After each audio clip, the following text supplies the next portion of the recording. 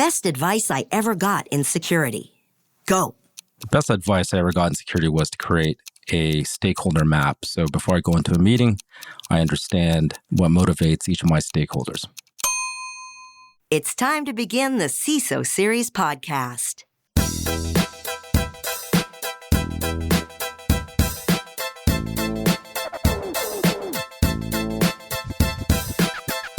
Welcome to the CISO Series podcast. My name is David Spark. I am the producer of the CISO Series, and joining me as my co-host, it's one of your favorites, the original Mike Johnson, CISO over at Rivian. Mike, say hello to the audience. Hello, audience. One of your favorites, huh? Well, like my children, I cannot play favorites, Mike. Okay. I cannot play favorites. I guess I'll accept with one of. One of. You are going to be one of our favorites. You know, we're available at CISOseries.com, and our sponsor for today's episode is ThreatLocker. Again, spectacular sponsor of the CISO Series. If you don't know, they are a zero-trust solution. Allow what you need, block everything else by default, including ransomware and rogue code. If you're not clued into what they do, guess what? We're going to be talking about that a little bit later in the show. Mike, I have a question for you. Okay. So I run the San Diego Cyber Group, and there's a lot of young people who are either in school or just out of school trying to get their first job in cybersecurity. Mm-hmm. And I would say I think I'm seeing more of that now than I've ever seen before, personally. This is just anecdotally. They're wide-eyed, very excited, very eager to get in. When someone young of that age looking for their first job in, they're grasping at straws. They don't know what to do. It's like, what do I do? What's the guide? What's the path? What do you say to those people? What is your sage advice that you give to them? What I usually tell them is look at the skills that they have that are frankly non-security related and go and find a job, a role in that and build up that skill and then use that to pivot into security. So give me an example. This is a very interesting take here. It could be something as simple as IT help desk. Well, IT help desk, it's interesting. The number of young people I've met goes, well, I'm kind of working the help desk. And I was like, yeah, great. Keep doing that. I light up. I'm like, oh, you have no idea. You're in the most attractive position right now. Absolutely. Or development of some sort, like lightweight development, entry-level software development, or network engineer or cloud engineer, something that is security adjacent. Because right now, there's actually not a whole lot of a concept of entry level in cybersecurity anymore. Yeah, it's kind of sad. That's a really good point.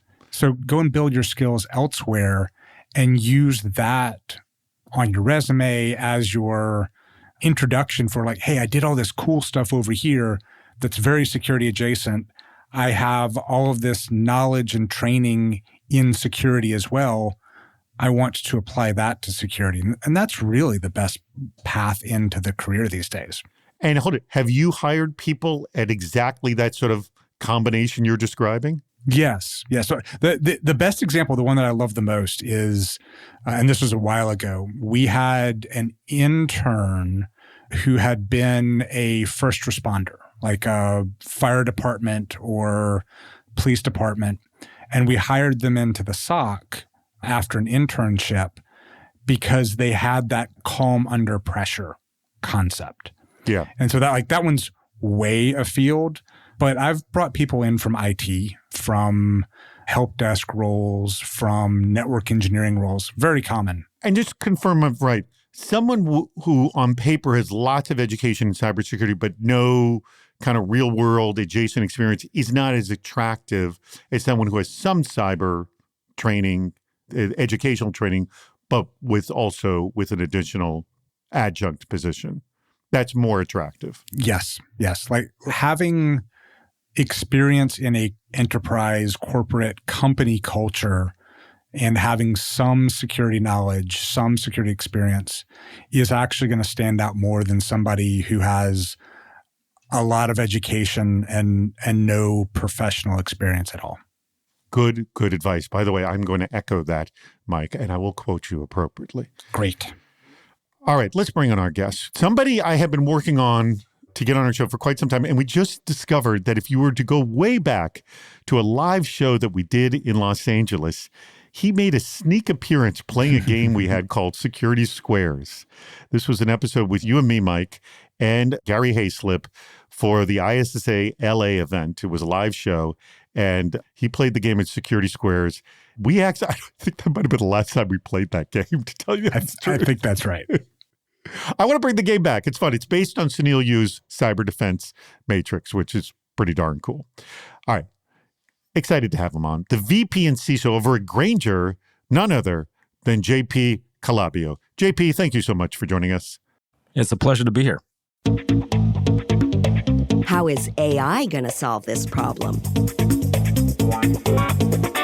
Well, one thing that experience keeps teaching me, Colin, the scariest issues usually aren't bad code. They're broken assumptions between components. That's an interesting take. A recent cybersecurity subreddit post on the future of AppSec in the age of AI found that maybe the new tech won't solve as much as we think. So commenters pointed out that code scanning maps the repository. It doesn't map the running system, the identity providers, the service-to-service auth assumptions, the legacy endpoint that quietly bypasses your permission model, and the config drift that makes your secure defaults moot. So if AI gets better at hardening the map, how do you actually secure the territory? Mike, I'm starting with you. Can AI help us solve the broken assumptions at the heart of this issue? And I think it's interesting. It's not the code, it's the connections is the problem. What do you think? Well, I have to start with a disclaimer. I'm not an AppSec expert. I don't claim to play one on television. But he's going to provide some advice. Let's hear it. But I'm gonna do my best here. And if you think about AppSec, code scanning is one of the key pieces of it. And we're seeing a lot of value there. AppSec is already changing in the world of AI, especially when it comes to code scanning. We can cover more, we can find more, we can also weed out false positives better. And that last part, the weeding out false positives, that is something that we used to have humans do. And humans would spend all of their time like, before we hand this over to a dev team, let's make sure that this is legitimate. We're not having to do that as much anymore, or frankly, getting to a close where we don't have to do that at all. What maybe this person isn't so much thinking about is AI doesn't have to solve all of the problems. AI has to solve some of them so that we can move resources. We can take the people who are spending their time evaluating false positives, and they can go and solve the harder problems. They can go and look at the system interfaces, the way that data moves around, the threat models at design stage. That is something that we can now do more of than we could in the past because people were spending their times on things that the machines should be doing for us. And that's current state. Like we're seeing that today. We're seeing that advantage. But I think one of the things that folks might not really be internalizing is what AI can do today is very different than what it can do 6 months from now, 3 months from now. And I may have mentioned this on the show before. I know I mention in conversation all the time. The best way we know that, Mike, is just look at AI image generation and AI video generation. Yep. I was first introduced to AI a little less than 3 years ago, and I remember how crude it was now. And now I see it today. And I've seen it at, every month interval, and I've watched it get better and better. So if we can just visually see it changing, like with AI image generation, we know it's improving across multiple planes. All right, I'm throwing this to you, JP, as well. Where do you think the problem is in AppSec? Do you agree with this opening statement? It's not the code, it's in the connections? I do to a degree. The problem that I've run into with my AppSec organization and the developers is really around prioritization. So I agree with Mike. Code scanning is getting a lot better. The problem is prioritization of fixing these vulnerabilities versus the actual code that they have to do for the business. We can't use AI today to go through and identify the dependencies and fix the dependencies, but that's our hope that we can eventually get there. And quite honestly, to use the terminology that was used in the quotes, right? Like if artificial intelligence is helping to secure the map, I don't see why there isn't a reason why AI couldn't help us secure the territory. Like, you don't need a single product to do everything.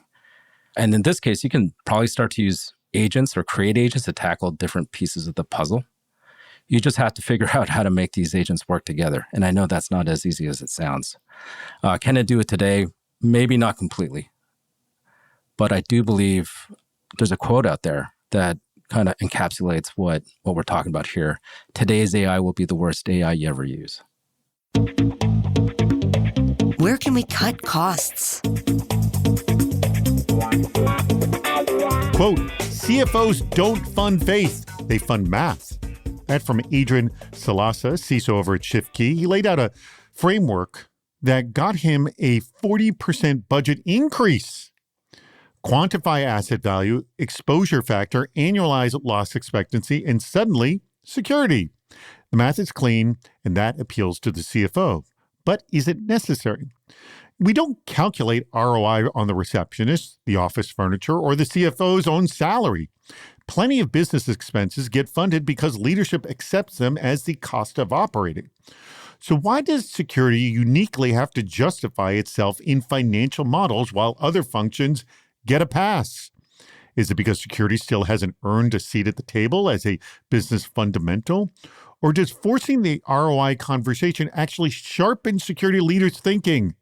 I'm asking you, JP, making them prioritize controls to move the needle over ones to just check a box. And I think that last line is key right there. What do you think? Why is the sort of the proof so important for security leaders, or proof of value, if you will? I actually saw this post the other day, and I thought it was great for that CISO. And I do appreciate the case for quantifying risk. I consider risk quantification the gold standard. But is it necessary at this point? I don't think so. There's a lot of security leaders out there that have successfully used qualitative risk, or I guess the other gold standard, fear, uncertainty, and doubt, to get what they needed from a budget standpoint. Does it make it easier to get funding if you have risk quantification? Maybe. But at the end of the day, the CFO or whoever is still making a funding decision based on all the information that's presented to them, along with all the other requests that are in the queue for budget. Getting to this level, though, will definitely help sharpen a security leader's thinking, especially if we're talking from a financial standpoint. But it's also helpful to understand different perspectives. There's a limited pool of funds. The CEO may be comparing security risks against the repair of a roof or the returns of an acquisition. So always getting that perspective or understanding that perspective is key. There's never any harm in improving your financial and business acumen. All right, Mike, I'm going to throw this to you. You've had multiple CISO roles. I'm interested to know, in each of your CISO roles, have you required different levels of proof of the value of your security program depending on the job you've been at? I think you always have to be able to talk, like, what is the value that we're bringing here? Being able to prove through risk quantification, I've never been challenged with that. So you haven't had to put numbers behind these? No, because I agree with JP that risk quantification feels like the gold standard, but it's also one of those that it's very difficult to actually prove when you start peeling back the layers of it. Because and let me pause you for a second. Let's say you do go towards a quantification, not a qualitative model, but a quantified model. Don't you feel that someone could just shoot bullet holes in the darn thing? That's the risk, right? Like that you show up and you say, okay, well, here we will, if we spend $1, we will avoid $10 of an incident or something like that. And then someone could challenge you and you're like, well, yeah, I guess it breaks down when you look at it that way. That's one of the problems that I have with it. And I will put out there that I am quantification curious, but it's also something that I've really struggled with myself. All right. So if I'm reading you correctly, it is a gold standard. You would love to be at that level, but you feel it's such a tough level to achieve, yes? I think so. And I think what I would wonder, this doesn't feel like an A/B test, right? If this CISO walked into the same CFO with a list of here's all of our risks in order, and here's red, yellow, green of each of them, that might have walked out with the same amount of money. Like I don't know that we have an A/B test to say that quantification really was the cause of the funding that they had. And so I haven't needed to get to that level of precision. Again, though, I agree with JP that you need to understand the business. You need to understand the trade-offs. I've sat in finance reviews where somebody is showing up saying, I need to spend $17 million on this one piece of equipment. And when my whole budget is less than that piece of equipment, but that is the thing that lets us make cars, it is a very different perspective. And you really need to have that holistic perspective of how you fit and how the security program fits within the business. And then you can make good arguments from that direction. Storytelling is perhaps more valuable than quantification. Phishing isn't going away. Credential theft isn't slowing down. And identity alone is no longer a reliable control, even with MFA in place. We've seen it recently. Attackers gaining access to cloud environments using stolen credentials and session tokens without ever triggering traditional defenses. Because once they're authenticated, they look like a legitimate user. So, security teams are being forced to rethink what actually determines trust. It's no longer just who you are, it's what device you're on, the context of the request, and how access is being established. That's why ThreatLocker is expanding its platform and security coverage. Now, already known and trusted for endpoint and application control, ThreatLocker is now extending its zero trust approach into network access and cloud access. The goal is to ensure access is only granted when identity, device, and policy all align across both internal systems and SaaS applications. So, even if credentials are compromised, access isn't. If you're rethinking how access should work in your environment, visit threatlocker.com/CISO to learn more and book your demo today. And do me a favor, go to threatlocker.com and add the /CISO. Easiest way to let ThreatLocker know you heard about them from the CISO series. It's time to play What's Worse? JP, I know you know this because you saw us do it live on stage. The way it works, 2 horrible scenarios. You're not going to like either one of them, but you have to pick out which one's worse. Mike, I'm going to make you answer first. And this comes from our one of our favorites, Jonathan Waldrop, who's a CISO over at Acoustic. And here's the setup. I'm going to give you the option second. This is the setup. You're at an enterprise company, more or less kind of an old-fashioned company. Security reports to IT, and IT manages the identity platform and MFA policies. Now, security has requested that IT implement phish-resistant MFA. How they define that, I don't know, but Okay. So the idea is that someone can't fool you into giving up your second authentication. Yep. Passkeys. It was promised for delivery 6 months ago, yet security is still waiting. So here are your 2 options. Okay. Number 1, and I never heard of something like this happening, so you tell me if this actually does happen. You execute a hostile takeover of identity management. Does that happen? Hostile might be a questionable way of putting it, but Anyways, that's the way he wrote it. Okay. That's why I was. But we're going to go with it. All right. okay. You execute a hostile takeover of identity management without adding any additional staff to your already stretched security team. But you complete the rollout in 3 weeks. Mm-hmm. You now own identity going forward. Mm-hmm. Yet your team is stretched and you expect the other programs are going to suffer. Look, you took on more that you currently can't handle. You took over the responsibility without additional resources. Exactly. So you got more that you're dealing with. Mm-hmm. Or you just sit back, you wait for IT to roll it out, but it takes them another year to deliver the capability, and this doesn't tax your team at all. Which one's worse? So realistically, you have to zoom out and look at the big picture. Like, what is the long-term impact to either of these directions? And one of these it took you a little bit longer to get to phishing-resistant MFA.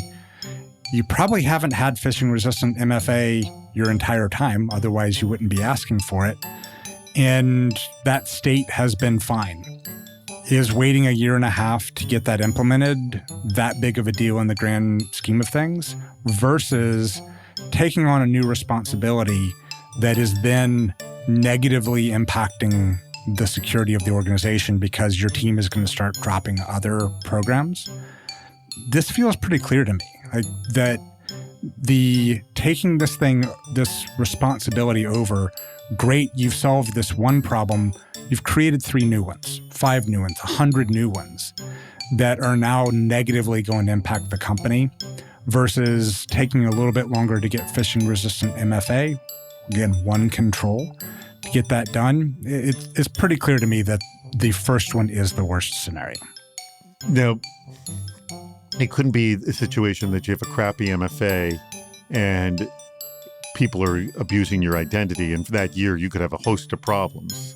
Like the reality, though, is if you're having a bunch of incidents related to that, then you will get the IT organization to solve the problem. Well, that's just reality. I know, but you can't change the model of a what's worse scenario. But you introduced that as well. Like so you added that in as well. So I got to add in my own. Well, I don't know. It's still going to take them a year to get it done. All right, JP, I'm throwing this to you. Do you agree or disagree with Mike here? Okay, I'll give a counter. Great to that. Sitting back and waiting can be just as bad, as we know, but it may be worse because you may run into a situation where you actually get breached. This is what I'm thinking. Yeah. Because you're sitting back and waiting. Mm-hmm. Maybe they don't have MFA in place. Context obviously matters, but if you have a breach or if you have continuous attacks where maybe your team members, or not your team members, but your employees are getting tricked into giving out their passwords, now your team is actually working just as hard or maybe even harder because they're having to deal with each one of these situations and then still having to come back anyway and take it over. So there's my thought. That is a good point right there. Very valid point. And let me also ask you this question, Mike.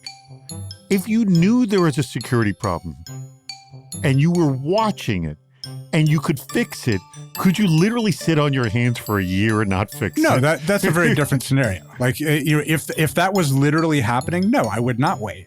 But at the same time, I would also be going over the CIO's head to say, look, we are on fire. I don't care what else they're doing. They need to drop it and fix this. Because it's not like they're sitting around on their hands. They're taking time because they've got other priorities.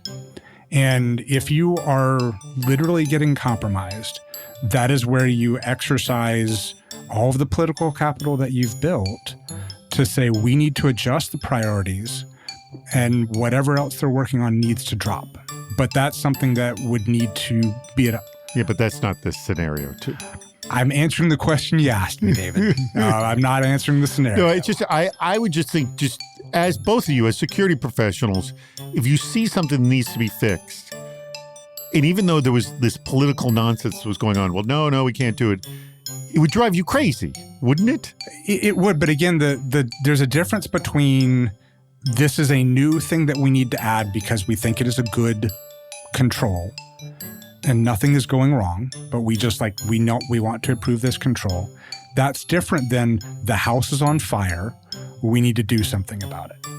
And if the house is on fire, absolutely not am I sitting on my hands. I'm going to do whatever I need to do to solve that problem and then deal with tomorrow's problems tomorrow. But if all things else being equal, I'm going to look at the long game and say, if we go and do this today, are we really going to harm ourselves in the future? Is AI going to help us or hurt us? Quote, when a CEO announces that AI can replace their workforce, they're not making a bold bet on the future. They're telling you their business has no core, end quote. Dave Edwards of Artificiality makes the case that companies racing to replace knowledge workers with AI aren't optimizing. They're confessing that their value creation was never that differentiated to begin with. When every competitor runs the same models, you've got a commodity business with a margin problem. But humans have always been displaced by the next age. I mean, look, classical, medieval, modern, information. And the workforce adapted each time. So is this moment genuinely different? Or is Edwards mistaking disruption for collapse? I'm going to start with you, JP. On the security side, if the analysts, engineers, and responders who hold your institutional knowledge walk out the door, what exactly does your AI inherit? You don't want your security engineers or responders with institutional knowledge walking out the door. No. AI is a great tool, and its advantage is speed and scalability. But it doesn't have human intuition or collaboration capabilities, which really is the human aspect of security. Like, who's going to call someone that needs help or do a little bit more of an investigation where you need to talk to someone versus checking logs and following a playbook. So today, we use AI to reduce the noise for our security operations center. And this past year, we really significantly increased the amount of ingestion into our SIM, simply because we want to have visibility to our entire environment. We also knew that we wouldn't be able to scale up with resources quickly enough to handle all the alerts that would be coming in with all this new data. So we used AI and an MDR that uses AI, and this solved it for us. It's processing all of our alerts, it's triaging based on our playbooks, and it leaves the high alerts to us to handle. It also documents everything for my analysts, which is great. So that's very helpful. But I think the real question here, though, is going back to the beginning of this podcast, what skill sets will the next generation of security professionals really need to have with this introduction of AI? This also becomes a question for the young people because the traditional entry-level positions are not going to be the traditional entry-level positions anymore. What do you think, Mike? I think that what folks should be really spending their time on today is how they can use AI to augment themselves. Like developing skills and using AI to scale yourself, to either add on more knowledge or, as JP mentioned, to have AI take care of the noise and allow you to focus on what really matters. Like having that skill set and that mentality of augmenting yourself, that's really what people need to be thinking about these days. And I think that's where we're going to see more and more. And yeah, the entry-level SOC jobs are going away. But we've seen that as technology has advanced, time and time again. How many people have skills in writing assembly language anymore? Like, that's not a thing. By the way, I studied Fortran when I was in college. Yeah. I mean, Fortran, I'm sure there are still some people who are great at Fortran, and maybe people need to call you, David. Does anyone need it? I don't know. But the reality is we're shifting skills, and that's going to happen again and again and again as we figure out what are the limits of these systems. And I think this is a good thing. This idea of letting humans focus on what really matters, on what humans are really good at, and machines may never be good at. That's really the value here. And JP had the great example of we can now ingest more data. We can look at more events because the AI is filtering out the noise. And we wouldn't have been able to do that otherwise. That's really the world that we live in today. And that's part of the enabler that we need to be thinking about. There's got to be a better way to handle this. A cooling tower fails to drain before a freeze. A chiller plant shuts down, and 90% of global derivatives trading goes offline. Ed Walters uses this, quote, no malware, no adversary incident to diagnose the real OT security problem. Nobody owns the gap between cyber and physical infrastructure. The org chart never caught up to the network. Cyber says they don't touch OT. Facility says it's a security problem. The CISO reports risk. The VP of operations reports uptime. And the exposure lives exactly where those two conversations never meet. Kind of like our discussion about AppSec earlier. Legacy hardware runs for decades because replacement means downtime that nobody will authorize. The catch-22 is that systems most critical to protect are the ones least tolerant of the security controls designed to protect them. So, Mike, when it comes to resilience, who owns this issue? Because it seems a lot of people are involved. So I'm really confused at the premise. And there's this idea that cybersecurity doesn't touch OT. And okay, we also don't touch the routers. We're not going and touching everything that's out there. That doesn't mean that we eschew our responsibility. We are working very closely with the OT teams on what are the appropriate architectures? What are the ways that we can engineer security controls around those ancient systems? We have systems in our factory that are older than our company. And we've worked very closely with the OT teams on appropriate security architectures for that. And we monitor the heck out of things and we build the appropriate walls around them. We have regular conversations with our OT teams. And that's really what we need to do. Whether or not we own OT resiliency, that's not really a question that I have. My question is really, what is the security of that environment and how are we building in the appropriate controls to deal with the reality of the environment rather than wishing it were something different? All right. I throw this one to you, JP. You have a little experience in OT. Have you seen this sort of disconnecting communications before? Yeah, absolutely. Whenever you have multiple teams involved, there's always a bit of confusion. But, the question is who owns resilience? And it's a good question. If we're talking about accountability, I think it should sit with a senior leader. If we're looking at that one person, maybe it's the COO or the equivalent. Or if you're a forward-looking organization, maybe there's a chief resilience officer. I think those are new titles that I'm hearing these days. I like to use my tried and true method, which is when things go wrong, who's the CEO calling?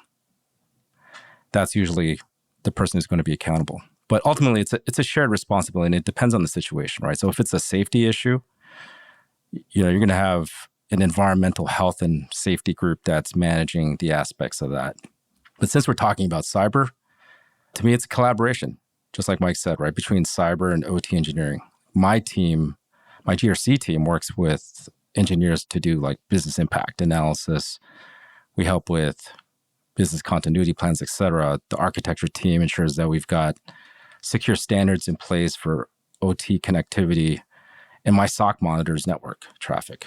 So like IT, we rely on OT engineering to maintain their environment, and they assist us if we find anything related to cyber. All right. Well, someone's going to take ownership of this someday. Let's hope. We have brought ourselves to the very end of the show. I want to thank our sponsor, and that would be ThreatLocker. You remember, ThreatLocker, allow what you need, block everything else by default, including ransomware and rogue code.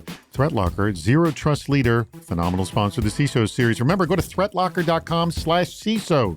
Threatlocker.com/CISO. Easiest way to let them know that you heard about them through the CISO series. Do that for us. It makes our lives a lot easier and lets them know that, people are actually listening to them. It's fantastic. Mike, as always, I greatly appreciate your contributions here. Any last words you'd like to say to JP? JP was great being able to catch up with you again after all this time. But let me ask you, do you think he did better playing the game Security Squares or on today's episode? Well, he had a lot more airtime this time. That is true. And so we really got to hear more of his insight versus the on-the-spot ad hoc listing of whatever he was listing at the time. And so I really liked the example that you gave, JP, of using AI in the SOC allowed you to ingest more events. I thought that was a really visceral example that people can relate to of the value of AI in this current space. And so thank you for sharing that example And also reminding us from the very beginning that relationships matter, know your stakeholders. Yes. Something that we always have to keep front and center. So thank you for joining us today. Everyone has different motivations. That is so, so key. If you play into that, you'll make up a lot more people happy. All right. JP, I'll let you have the last word. And one of the questions I have for you, are you hiring over there at Grainger? Yes, we are. All right. So I'm assuming you have got a jobs board there? We do have a jobs board. You can go to our career portion of our website at www.grainger.com. And also, if they see something, they heard you on the show, they can contact you directly via LinkedIn. We will have a link to his profile on the post for this very episode. Any last words about today's show? Pleasure being here. Great questions. Always enjoy the game that we play. What's worse? Yeah, I thought you both played well. You both handled it well. There was a desire to change it. I can't stress enough. The way the games works is you can't change it. That's the way it is. Right. Because if you could change it, then it wouldn't be as bad as it is. It is what it is. So you got to deal with that. All right. Thank you very much, JP. Thank you very much, Mike. And to our audience, as I always say, and I always mean, and I'm not going to get earnest about it at all, just going to say it and going to just put it out there and just be done with it. We greatly appreciate your contributions and for listening to the CISO Series podcast. That wraps up another episode. If you haven't subscribed to the podcast, please do. We have lots more shows on our website, CISOseries.com. Please join us on Fridays for our live shows, Super Cyber Friday, our virtual meetup, and Cybersecurity Headlines Week in Review. This show thrives on your input. Go to the Participate menu on our site for plenty of ways to get involved, including recording a question or a comment for the show. If you're interested in sponsoring the podcast, contact David Spark directly at david@cisoseries.com. Thank you for listening to the CISO Series podcast.